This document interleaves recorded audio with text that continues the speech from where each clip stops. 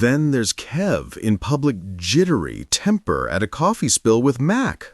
Swagger dialed up to distract from the terror of losing control.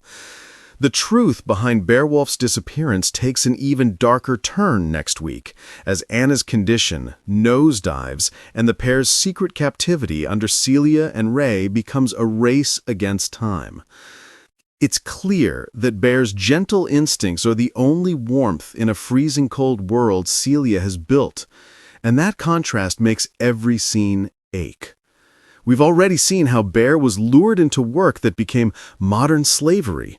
A desperate man in a lay-by offered shelter that turned into shackles.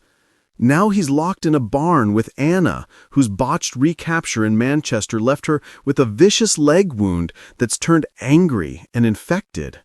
Fever sets in. She fades. He watches. Email spoilers for next week. Bear fears for Anna's life as her health takes a turn for the worse.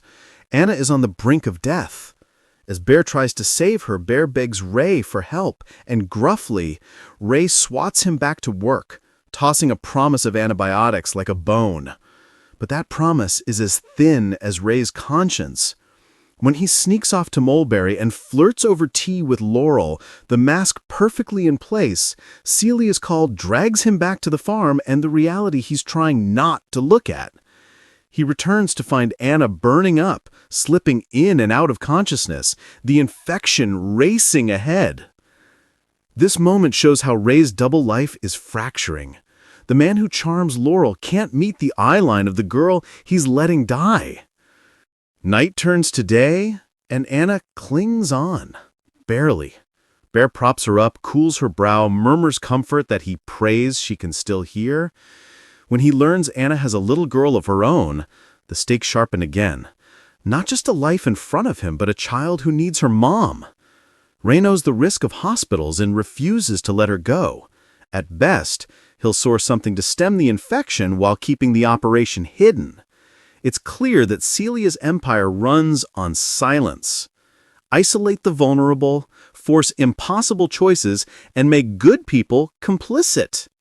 Meanwhile, Laurel remains oblivious, warmed by Ray's easy charm even as villagers whisper about Celia's scary reputation. That's how these people operate. Smile for the cafe, snowl for the barn, and all the while, Bear's compassion becomes a liability in Celia's ledger, a softness she can't control. By week's end, Anna's critical. Bear gathers her in his arms, voice breaking as he promises she's not alone. The barn feels smaller, the clock louder, the air thinner. Will Ray actually fetch those antibiotics?